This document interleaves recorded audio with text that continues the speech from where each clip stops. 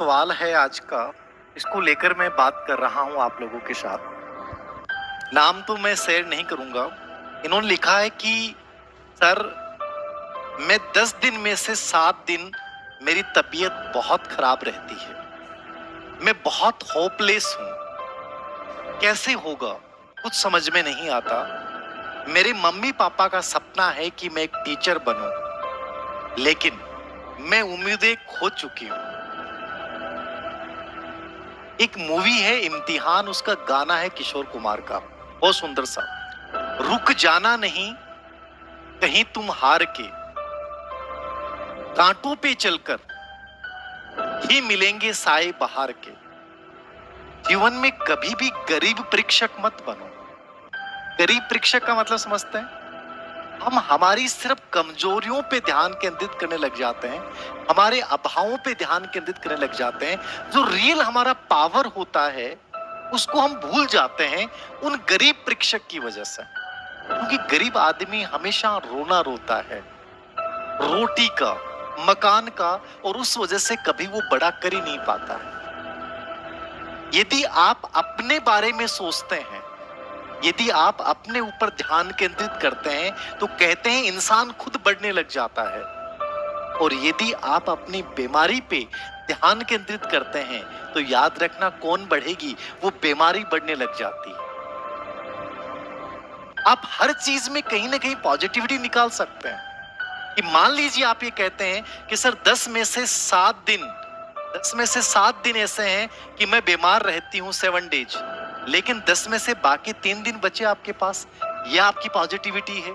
बहुत सारे लोग ऐसे हैं जो हमेशा बीमार रहते हैं, आपके पास 3 दिन तो बचे, और उन 7 दिन में भी यदि तुमने अपने ऊपर ध्यान केंद्रित किया तो शायद तुम्हारी बीमारी कमजोर पड़ जाएगी। याद रखना, दुनिया में ऐसे बहुत सारे लोग हैं जिन्होंने बीमार होते हुए, बहुत प्रतिकूल परिस्थितियां होते हुए बहुत बेहतर किया है। 2016 IAS topper Ira Singhal, Jyoti Ranjan Bagpati, Stephen Hawking, Thomas Alva Edison, Arunima Sinha, Meena Kumari जो 12 से 24 साल तक बेड पे पड़ी रही और आईएएस जैसे एग्जाम को क्रैक कर दिया। अभी हाल के आईएएस एग्जाम में सूरज तिवारी जैसे लोग, ऐसे हजारों एग्जाम्पल भरे पड़े हैं जो हमेशा परेशान रहे हैं। लेकिन मान लें कि वो अपनी परेशानी को स्थायी मान लेते और आपकी तरह होपलेस हो जाते, तो क्या वो बेहतर कर पाते? हमें ऐसे लोगों से सीखना है कि उन्होंने कैसे किया, हमेशा प्रतिकूल परिस्थिति होते हुए। जिंदगी में 3 अप्रोच हमेशा रखना: solution oriented, goal oriented, growth oriented और एक्शन ओरिएंटेड। आपका मुख्य फोकस होना चाहिए कि मैं इन प्रॉब्लम्स को टिकल कैसे करूं। यदि ये प्रॉब्लम्स हैं तो इनके साथ मैं अपनी लाइफ में बेहतर कैसे कर सकती हूं। ये जो पीछे आप देख रहे हैं ना, ये वास्तविक दर्द हमारे इतना ही है, लेकिन हमने इतना सोचा है उसके बारे में, लोगों के सामने इतना दर्द को बयां कर दिया है कि वो दर्द जो है वो ये बन जाता है, इतना बड़ा बन गया। याद रखना, जबकि था यही होना, ये चाहिए था कि जो वास्तविक दर्द है उसी पे तुम अटैक करो, इतना बड़ा नहीं बन पाएगा। लेकिन तुमने उसके बारे में सोच सोच के उसको अपने से बड़ा बना दिया है। याद रखना, हर व्यक्ति के जीवन में तकलीफें हैं, लेकिन इसका मतलब ही नहीं कि तुम होपलेस हो जाओ, सब कुछ छोड़ दो, कभी नहीं। मैं एक फोटो देख रहा था, एक बच्चा है और एक छोटा सा बच्चा जो चाय की दुकान पे काम कर रहा है। याद रखना, उसके जीवन में शायद बहुत तकलीफें हैं, और फिर भी आपको लगता है कि हमारी तकलीफ बहुत बड़ी है।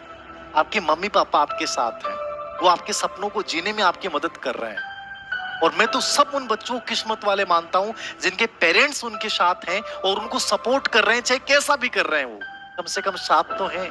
ऐसे कितने बच्चे हैं जो अजीब जिंदगी जी रहे हैं। याद रखना, इस बच्चे की आंखों के आंसुओं को महसूस कीजिएगा।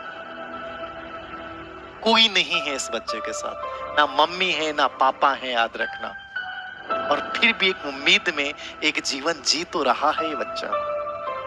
तो आप उनसे बहुत अलग हैं। अपनी छोटी छोटी प्रॉब्लम्स को इतना बड़ा मत बनाइए कि आपका जो मूल लक्ष्य है वहां से तुम हट जाओ। ये एक साधारण चीज है, याद रखना। मैं इस बच्चे की तस्वीर को जब भी देखता हूं मुझे ऐसा लगता है कि तुम सब लोग बेहद किस्मत वाले हो। कम से कम ये स्थिति तुम्हारी नहीं है। इसका जो दर्द है आंखों में, जब महसूस करोगे तो रूहें कांपने लग जाती हैं। तो लाइफ में समस्याओं को इतना बड़ा मत बनाइए कि आप बहुत छोटे बन जाएं। अपने आप को इतना बड़ा बनाइए कि आपके अंदर जो ये होपलेस वाला भाव आ रहा है, ये एक नया जज्बा जुनून बन जाए। प्रॉब्लम्स को, अपनी फिजिकल प्रॉब्लम्स को एक चैलेंज के रूप में लीजिए और अपने आप को साबित कीजिए। याद रखना, एक दिन आप जीत जाएंगे और वो समस्याएं हार जाएंगे।